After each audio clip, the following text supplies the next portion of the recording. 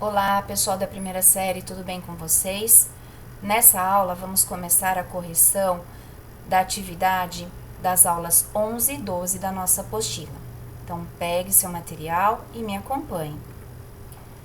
Vamos começar pela em classe, página 505 até 507.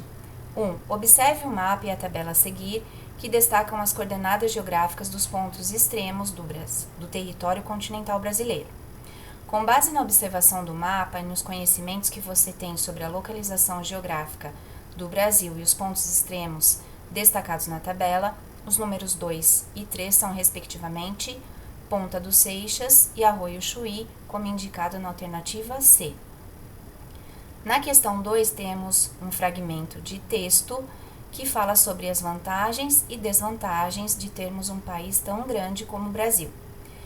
Aqui pede para citar dois problemas relacionados a essa vasta extensão do nosso território: dificuldade de construção e manutenção das vias de circulação, encarecimento da distribuição de energia elétrica, dificuldade de promover a integração econômica de suas diferentes regiões.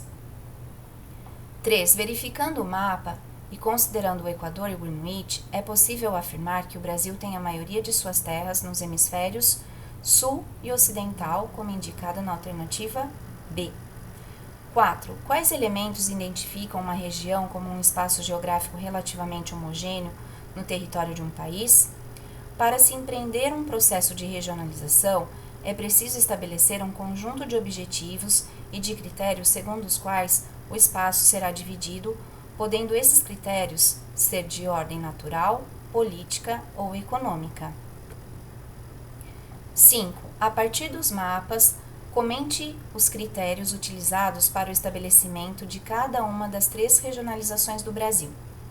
A divisão regional apresentada na figura 1, regiões administrativas, lembrando, pessoal, que podem também ser chamadas de macro-regiões, leva em conta como critérios básicos os elementos naturais, humanos e econômicos, bem como a delimitação político-administrativa dos estados integrantes de cada uma das regiões. A divisão regional apresentada na figura 2, regiões geoeconômicas, leva em conta os elementos naturais, humanos e econômicos, desprezando os limites político-administrativos dos estados. A divisão regional apresentada na figura 3, regiões brasileiras, leva em conta, entre outros aspectos, o nível de assimilação e trânsito das novas tecnologias de produção e de informação em cada uma das regiões. 6. No mapa estão destacados o espaço geográfico da Amazônia Legal e os 3 estados onde o desmatamento foi muito intenso no país ao longo da década de 2000. Aqui eu coloquei uma informação adicional para a gente entender melhor esse espaço da Amazônia Legal. A Amazônia Legal é a área que ocupa 61% do território brasileiro. Seus limites foram definidos por um viés político. É a parte da floresta situada e administrada pelo governo brasileiro.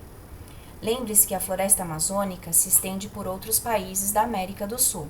Quando consideramos a totalidade de sua extensão, usamos a expressão Amazônia Internacional. Questão A. Identifique esses 3 estados na ordem crescente dos números do mapa. São eles Pará, Mato Grosso e Rondônia. B. Mencione os estados com área na Amazônia Legal, mas que não fazem parte da região norte. São eles Mato Grosso e Maranhão. Agora vamos para as questões rumo ao Enem, ainda na apostila, página 544 e página 545. Questão 8. Pela observação do mapa a seguir, é correto afirmar que a linha 1 e 2 une os pontos extremos norte e sul do país e indica que deve ser grande a variação de climas no território. Alternativa A. 9. Observe o quadro a seguir com a posição dos pontos extremos do Brasil. Analisando os dados relativos aos pontos extremos do Brasil, pode-se perceber que o extremo norte se localiza na latitude norte, enquanto os extremos sul, leste e oeste se localizam na latitude sul. Já em relação às longitudes, o que se observa é que todos os pontos extremos do país estão localizados na longitude oeste. Qual a alternativa que explica tal localização? Alternativa B.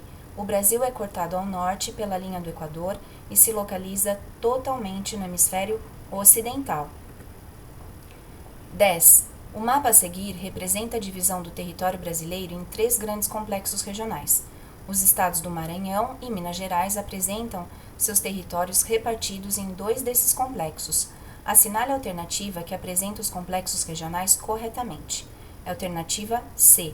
O Maranhão nos complexos regionais da Amazônia e do Nordeste e Minas Gerais nos complexos regionais do Nordeste e do Centro-Sul.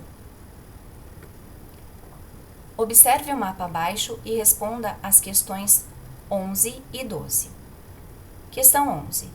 Qual das alternativas apresenta uma interpretação correta do que está representado no mapa? É a alternativa E. O Brasil está localizado em sua maior parte na zona intertropical, ou seja, entre o Trópico de Capricórnio e o Trópico de Câncer. 12. Com base na observação do mapa e no que você sabe sobre o assunto, assinale a alternativa que representa uma interpretação correta do que está representado no mapa. É a opção C, pessoal. Perceba que eu coloquei Sul aí, porque originalmente na opção C está norte, essa afirmação está errada, mas as outras também, e conforme o gabarito, se a gente trocar para sul, fica tudo ok. Então, opção C. Nosso país ocupa a posição centro-oriental dentro da América do Sul. Finalizo aqui essa parte da correção, logo venho com a próxima etapa. Até mais, pessoal!